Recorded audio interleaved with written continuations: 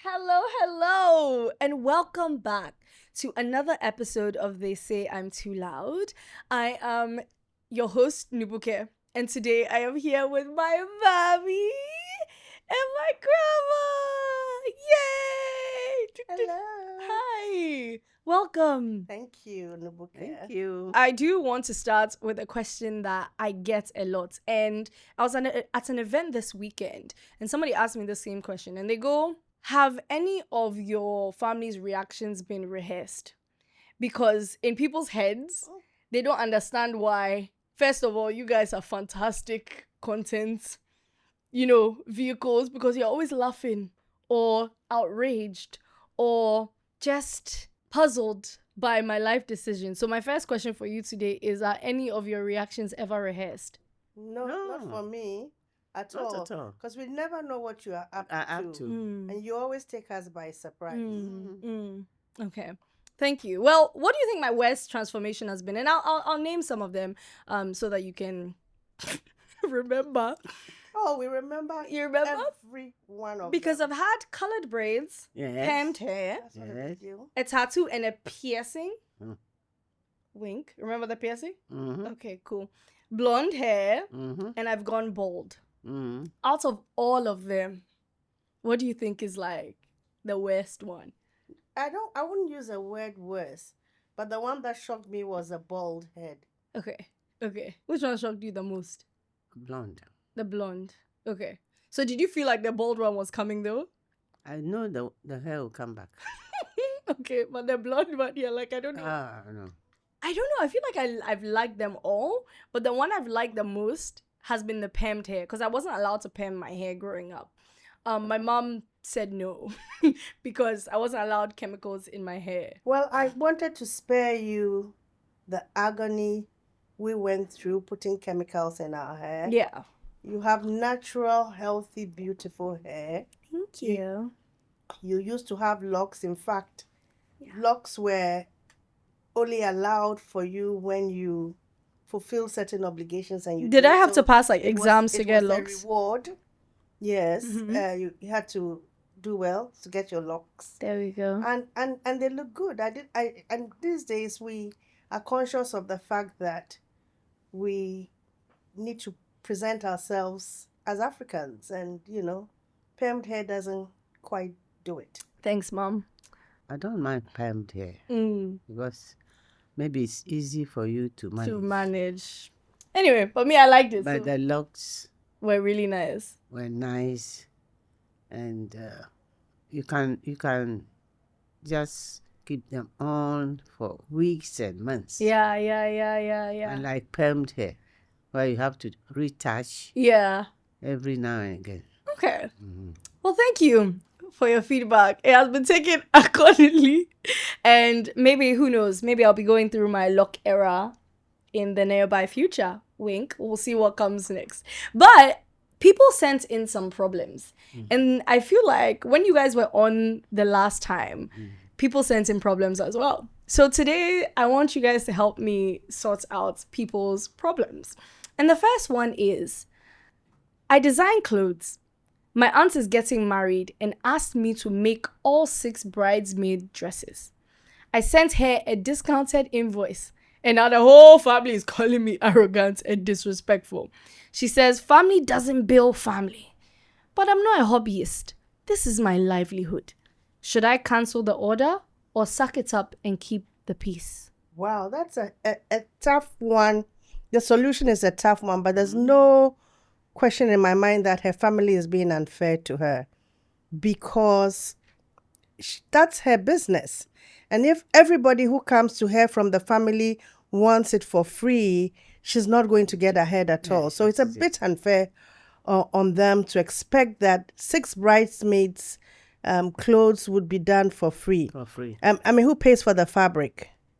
Why should she be out of Who's pocket? going to pay for the fabric? Yes. Why should she be out of pocket simply because she's talented, and she did give them a discount. Yes. And I'm a bit surprised they didn't appreciate that. So what should she do? I'll leave it to my mother. Problem. Well, it can be solved. they can sit down and talk about it. That, well, you bring the fabric Mm-hmm. and everything, all the accessories to go with it, Mm-hmm. and I'll make them for you. Mm-hmm.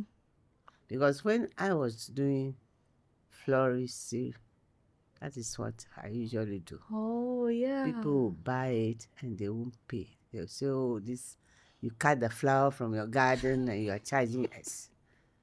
But it's not the same. Mm-hmm. Mm-hmm. You can't just cut the flower from your garden and do a huge arrangement of flower. So I said, okay, you bring the flower, I'll arrange it for you. Mm-hmm. Or I'll arrange it and you pay so and so amount for my workmanship. Okay, that makes sense. So like almost like presenting them with like answers, Like to options. options. And then explaining to them that, listen, the fabrics would cost ABC. Why do I need to be the one to be footing the bill for fabrics for your bridesmaids? That's reasonable. Yes. Yeah. However, what I can give you is a huge discount on my labor. Yeah. Yes. Yeah. You know? Yeah. Because normally I'll charge people, 300 CDs per dress. For you, I'll make it half, 150. Yes. You see? But I think I agree with Grandma. Yeah. They need to sit down. She needs to sit down and explain to them. Yeah. Okay. Options. I like that. That was actually a very good solution. I didn't know what to do. So thanks, Grams. Okay. So the second problem is, am I the villain or just practical? I'm dating a guy I really like. He's sweet, respectful, everything. But he's broke. Like, zero job, no plan, broke. I recently got a job offer abroad, and he wants me to turn it down so we can build together. I'm 26. My mom says I'm selfish for even considering leaving. Am I being heartless for choosing myself? Ish. Please. Well, I always say that we say love, but you don't love with only your heart. You love with your head. So if she's got an appointment abroad, she can go and do the work. And if he wants to join her, fine. Mm-hmm. But when he goes there, he should also work. Yeah. I think in a certain... Again, I don't understand why her mother says she's selfish. Because if she gets married to this person, somebody has to work to put the family... to get the family to survive. He doesn't have a job at the moment. Yeah. But she does. Yeah. So she's got to be the one to work to look after the family. Yeah. Until he can get a job. So... But he's in the process. He wants to build together. If she goes abroad, it disrupts the system. How does it? What? Building what together? What if he got a job abroad? What are they building together? I want to know. Their dream life. Can you Build where there's nothing. There's nothing. A dream. Yeah. Okay. Love with your heart and your head. Your head first. Sorry, your head first. Love with your head and then your heart. Okay, thank you. Okay, so the last one, and I think that you guys are going to appreciate this because I feel like academics are very important in this household. So it goes, I faked my graduation and now there's a whole party planned. I dropped out of university 2 years ago, but I never told my family. I've been working small jobs and pretending I'm still in school. Now my graduation is approaching and my parents are planning a huge party. Outfits, food, invitations, everything. I don't know how to tell them the truth. Should I confess or write it out and disappear on the day? Now, guys, if I was in this situation personally, I would write it out because I would just have to fake the degree and then get a bootleg degree and then like steady, like in a year, get like an accelerated degree, something like that, and move forward.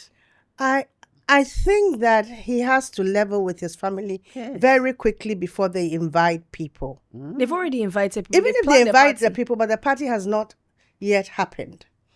Because trust me, quite a few people will know Oh no. that that kid is not graduating because he dropped out of school. Yes. You know, and so it will be mocking the parents. People will be looking at the parents And mocking and them. mocking them behind their back because they know something they don't seem to know. So I think it's only fair. It's never going to be pretty It's for not this. a disaster that you haven't finished university. Just explain it. That Yeah. you have difficulty Now, in you doing people are certain civil. things. You are very civil and So- you're very correct. Please, mommy, daddy, I couldn't do my exam because I wasn't attending classes regularly. You So see? if he spend the money, because I know somebody who did that. They do. Some people do they do. spend the money. So you have to confess. Confess and be free. But there's never going to be a good time to tell the parents. There's Yes. never going to be a good time. Yeah. And so That's why I'm saying you must lie. you should not make things worse. Worse. But that's what I'm saying. It's because you are thinking about it as being worse. Me, I'm saying that you can get a bootleg degree in the time. No, you cannot. You cannot. No. No. Speak the truth and be free. Okay. If you speak the truth, you are free. Okay. Okay. You are free. Okay. Then sit down and think about yourself. How am I going to finish my university, get my degree? You can get a degree anytime. That's true. Parents are very understanding when their Yes. children, mess up, But I think that they are going to find it very difficult to forgive that child if they make them a laughing stock. Yes, because you've invited your friends, They are coming. relatives, big party, only to realize that your child never finished the university. So, Grandma, you said No something degree. about big party, big family, and that kind of leads me into my next question, which is, can you describe what growing up in a big family and growing up in the village was like, especially with like so many siblings, everything being, was it peaceful? Was it chaotic? Are there times that even now that you've moved to the city, you miss the buzz of being surrounded with so much, like things being in close proximity? And I say this knowing that our family is noisy and we see each other like every other season, so maybe like it's not that big of a gap. But are there times that you miss the peace or the chaos of the village? I left the village long ago. Okay.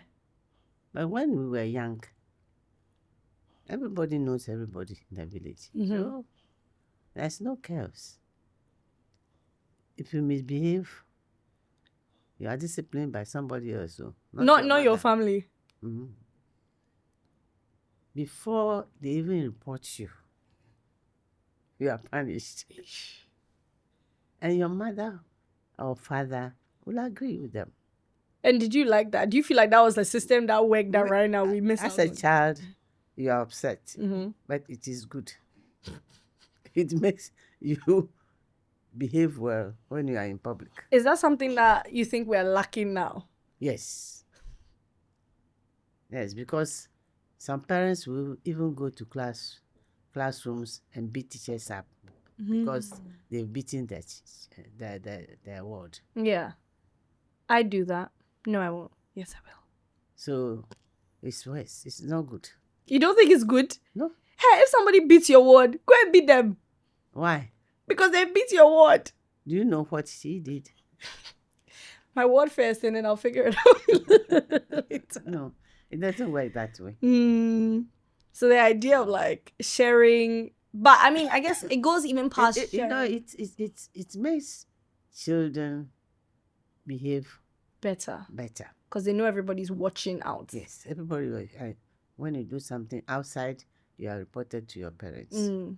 Because most of the time, parents, maybe they are busy working, maybe traders, traveling to buy their goods, to come and sell and all that. So you are left on your own sometimes. You see? So they may not know the secret things you do. Mm. So if somebody is around that is friendly, you reprimand your child and then tell you, this is what your child has been doing. So you watch the child. You know the saying, it takes a village, Yeah. which is an African adage, actually, that it takes a village to raise a child. And it's not only the negative, it's not only the disciplining of the kid, because there are positives to that as well. Because if you need somebody to take care of your kid, or if the child is in trouble and their parents are not there, around. Yeah. you know, members of the community We'll Would rally also around. chip rally around the child, you see. But I feel like you guys did a good job at doing that, or at least mimicking that structure, even from now. Because, like, even for example, my auntie's in the podcast room right now, and there have been so many times where I could depend on my auntie, just like She I could gave depend. you She gave me a free house. accommodation. She gave me a house. She gave me a house Yeah. to stay in. Yes. Maybe one day to turn into a house as a gift. Yeah. And she gave me a slow cooker, which I'm very happy about because I make broth, and that is the best thing you've ever given me next to the house. Shout out Auntie Wendy. Shout out Auntie Wendy. Okay. Mommy, I want to switch gears a bit, and this one, and I told you about this, but somebody wrote in my comments that you don't advocate enough, is what they said. They said, Nubuke, your mom is a part of the Ghanaian intelligentsia. She was very bullish on LGBTQ issues in Ghana, but she's very quiet on environmental crimes going on in Ghana. Talking about Galamsey. Why is she quiet? If you can interview her, that would be great. Okay. I always find it amusing when you've decided to be vocal on issues. And I've been vocal on many issues throughout my adult life, not just LGBTQ issues. Press freedom, good governance. I even chair a think tank that, works on good governance and development. So I feel like I'm always advocating for something. They may not hear me shouting about Galamsey, but why should I? It doesn't mean I don't care. It just means that there are people in the space doing it. And you can't always jump into every issue. Because, by the way, I actually am an environmentalist. I even teach a course in climate change. That's what I... So advocacy and a belief in changing something can be done in many ways, including in the classroom. For me, I'm lucky I'm a teacher. So I can bring some of those beliefs into my classroom and influence people. Yeah. But I also think it's important for people who are, I mean no disrespect, No, mean it. but we are all citizens. And no one was ordained to be the one to be exercising voice vocally, and sometimes even at the risk of their Lives. lives or safety or liberty or whatever. We all have that obligation. And often those who complain that, why isn't she doing this? Why isn't she doing that? Why can't they do They it? themselves don't see themselves doing it. And I wonder why. Thank you. Because this is like, my next question was, what's your take on people holding people accountable? Because I think it was, me, I got upset because obviously growing up, I've seen you teach these classes. So I know that every week this woman is holding her climate change classes and this and this. Even sometime they said we have to stop using plastic bottles. Grandma, Yes. remember? Plastic. I practice it in my home. Stop chewing chewing-gum. Baby, I saw you chewing. I have stopped. No, yeah, stop. You've stopped. She When was the last time you saw me with chewing-gum? Anyway, we stopped chewing No, chewing gum. no, sachet water. No in the sachet house. No, I've water. banned that. Do you understand? It's banned into And so the we're house. constantly having climate conversations and we constantly try and put them here. So for me, it is just wildly frustrating. So I'm glad that you said that. But on that note though, how do you personally choose when to speak up and when to speak and when to step back? And I say that because in the same breath, there's so many things that one could possibly speak about. Like, for example, me, my new challenge, I didn't realize, my new beef with Ghana is, did you know that in a lot of companies, paternity leave is like 10 days, is what people see as a good thing. Like, as in, it's either non-existent, 7 days, like 10 days. So that's like the new battle I'm facing, because if I have a baby with somebody from Ghana, I want my husband home for at least a month.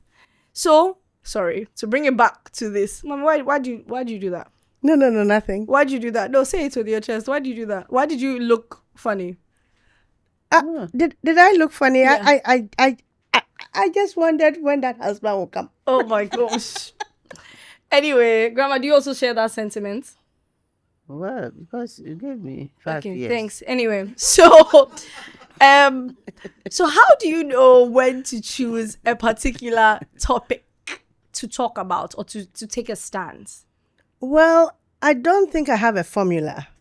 However, when there are certain things going on and I think and I care about those issues, that's not to say I don't care about the other issues I don't advocate for.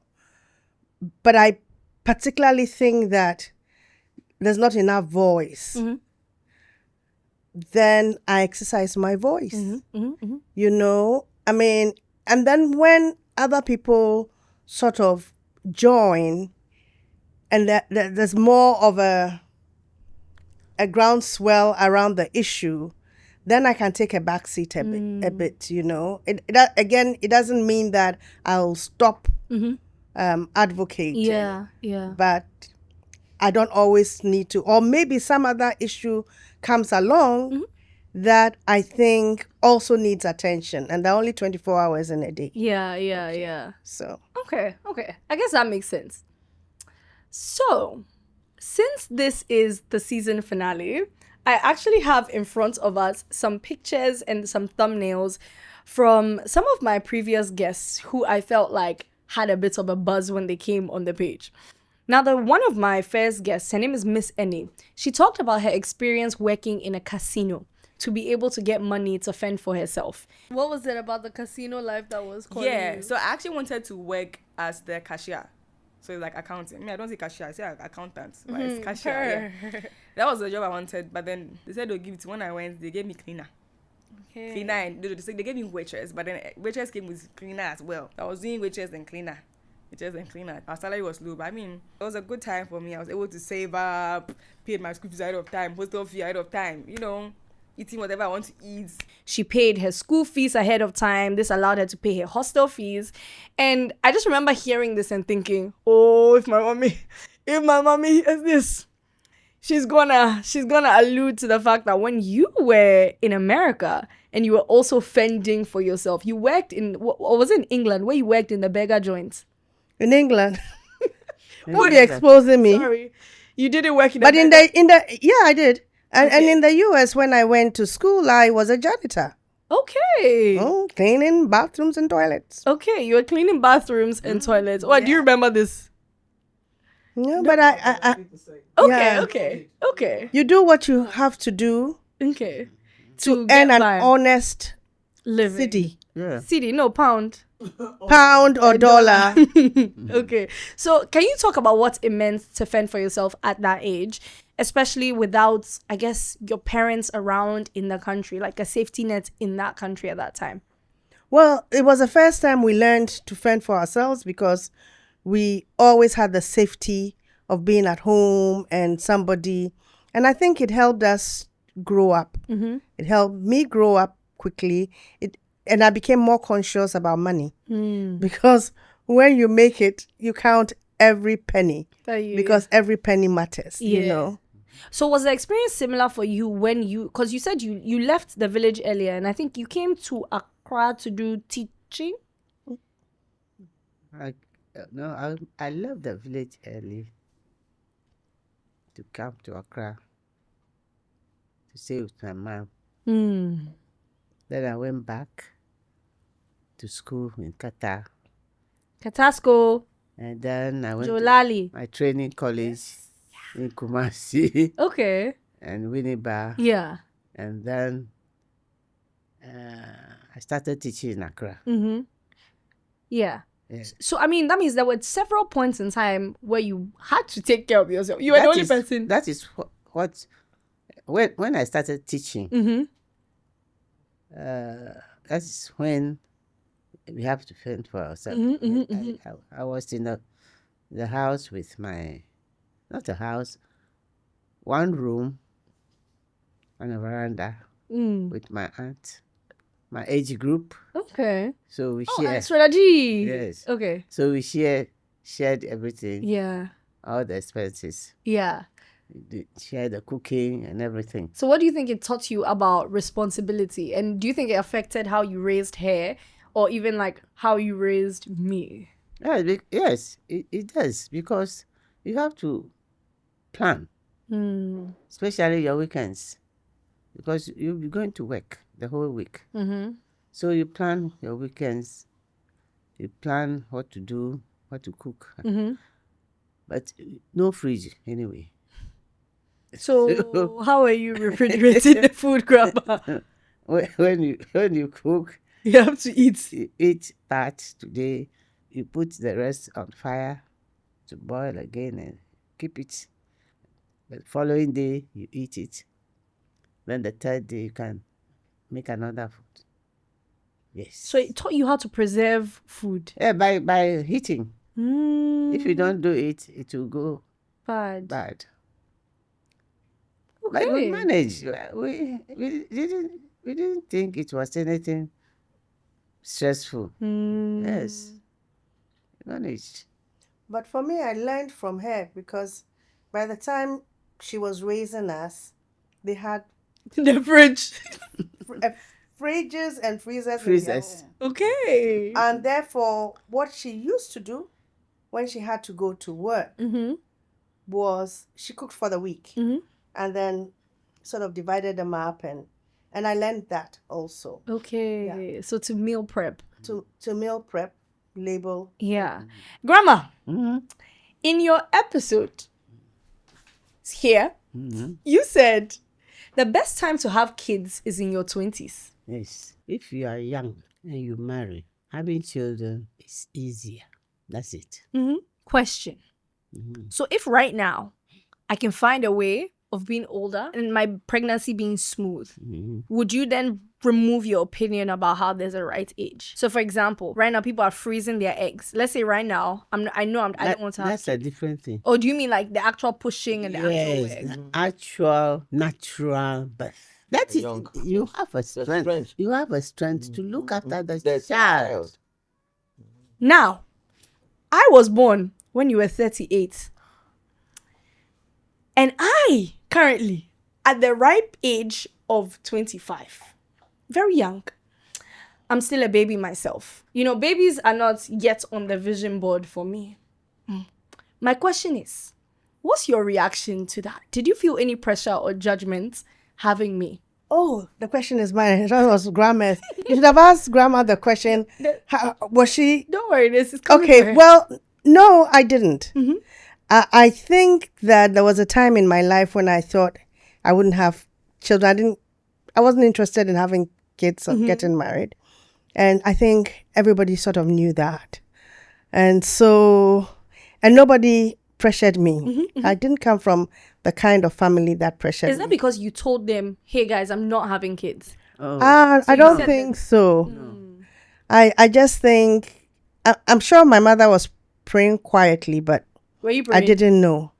I don't know Because that. You what a can blessing ask it is her. that I'm here. But I'm praying. but when Pray for you. you came, they were so ecstatic. Excited, yeah. And that's when I knew, oh my goodness, these people really, really, really, really wanted me to have a child.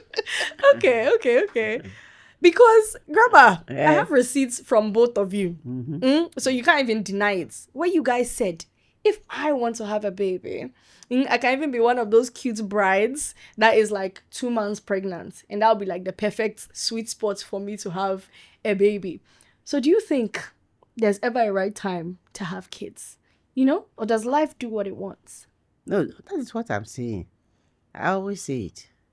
If you have, you are young, you have it easily. If you are old, it's difficult to have a child. There's age limit for a woman to have a child. If you pass that age, it's very difficult to have it. So you think it's just the earlier the better? Earlier, the better. Come on, grandma. And it's scientific, you know. We spend our youth, particularly young adulthood, worrying about getting pregnant. Parents are scared that their teenage kids will get pregnant. You know, and in our minds, it seems that it can happen very easily. But then there comes a time when actually the story is different. Yeah. I mean, that's why I encourage people to, like, even from now, do the checks. There's like organizations that are constantly like springing up. I think there's a company called Fertility. You will take a test somewhere during your period, like a very specific day, and it tells you how many eggs that you produce. So I would say that even before thinking, because I feel like it's a very scary conversation to say, okay, post 30, you need to be thinking about this, because there's so many factors that go into including like who I'm having the baby with, which we could go on and on with that conversation. But I think that at least if you know, I think there's power in knowledge. And I think the most important thing on this whole baby conversation is just knowing where your body is, instead of like, again, blanket statements and stuff like that. That's like, true. You need to have it. And one day I'll be a little pregnant bride and you guys can see me with my belly and it'll be very cute, right, grandma? And we can like pink. Oh my God, no, I saw a video of a bride doing like a first look, and she was pregnant and she was wearing white, and people in the comment section were saying, she can't wear white. That white is for like virgins when they are married and everything, that because she's pregnant she shouldn't wear white. You haven't seen a 60-year-old person wearing white before. Thank you. So don't worry, guys, I promise your dream. Those conventions are they're outdated. Yeah. Thank you, grandma. Cool. So I had a creator, and I think you guys are going to like this one. I had a creator, her name is Jifa. Her mother is from Togo. Upper Dada Cho Togo. Dada Cho Dada Cho Togo. Togo. I really thought I got it right. I thought you guys were going to clap for me. Dada Cho Togo. And she spells her name with a J. So DJIFA. Okay.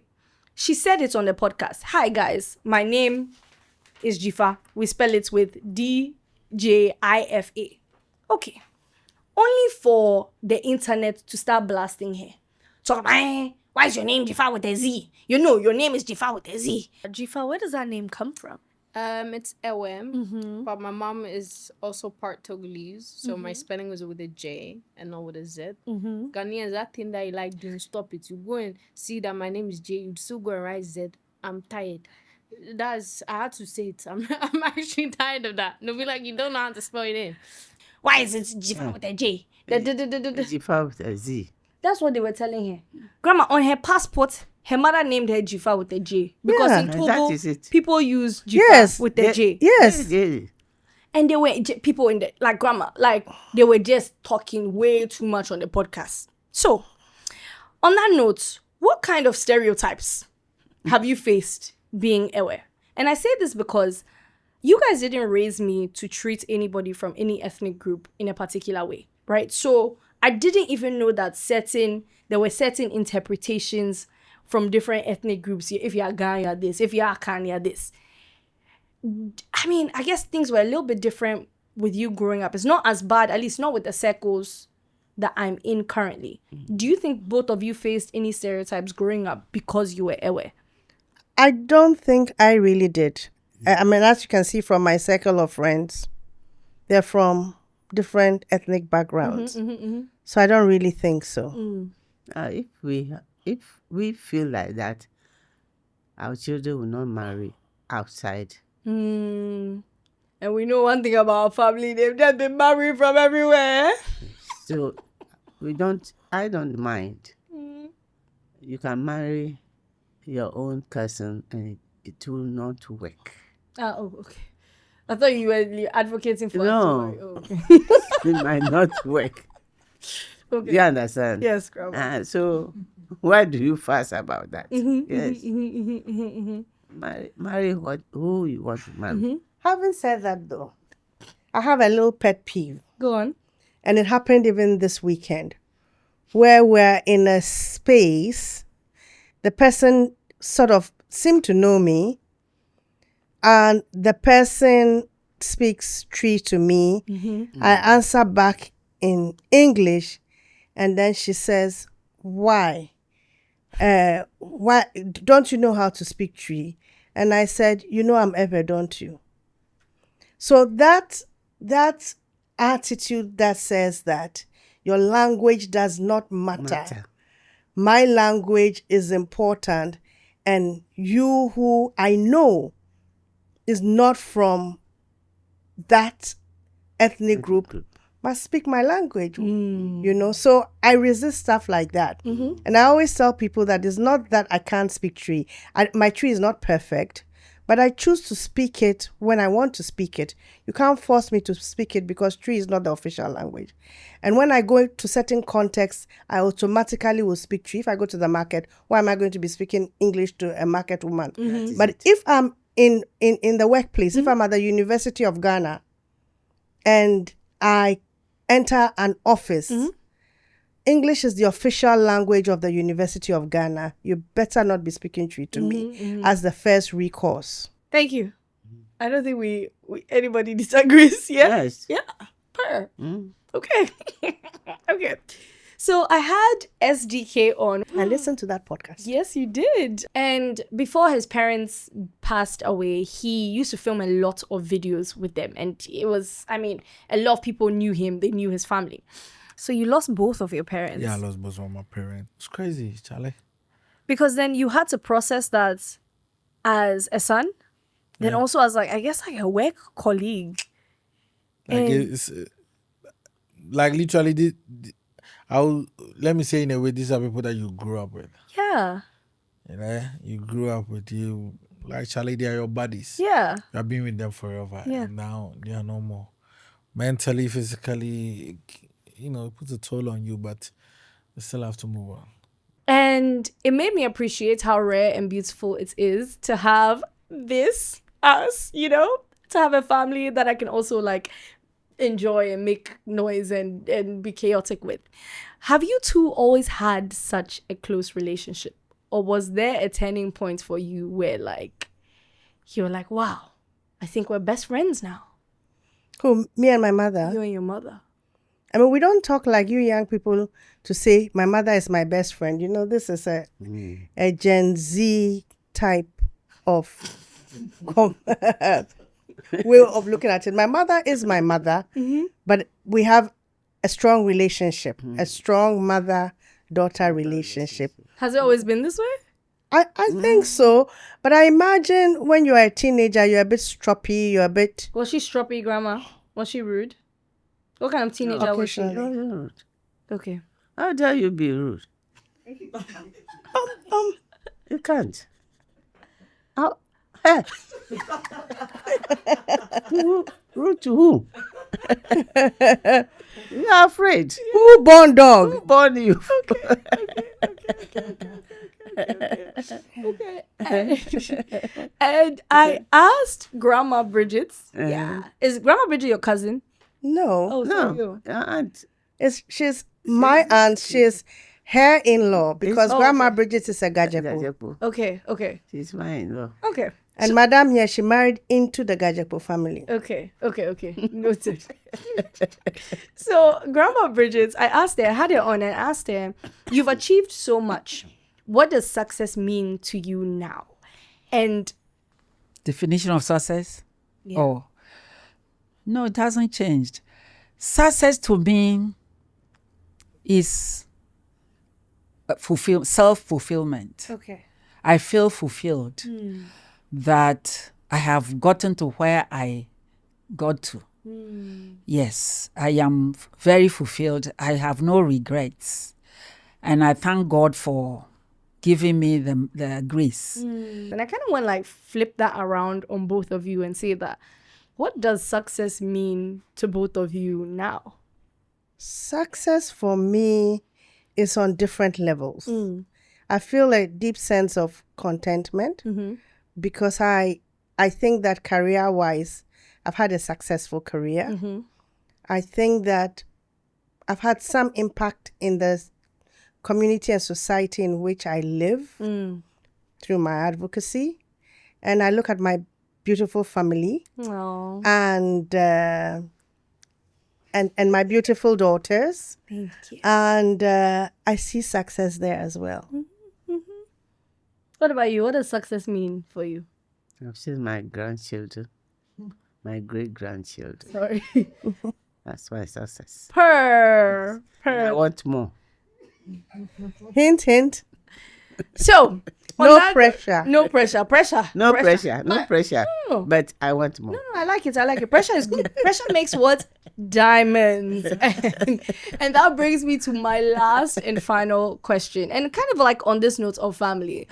What's a family value or saying that you want passed down through generations? You know, something you never want to lose. I've told you, when I'm a pregnant bride, you know, I want to prepare. So I want to know, like, as I'm walking You down the insist aisle- on being a pregnant No, I'm bride. just saying that if that's what you guys like, No, we don't. I mean, we don't care. I just feel like in our family we haven't had a pregnant bride. mind. But I'm saying we haven't had a pregnant bride. So if you guys have pitched the idea of a pregnant bride, it's not a bad idea. Like I could get There's with it. nothing wrong with a pregnant bride. Thank you.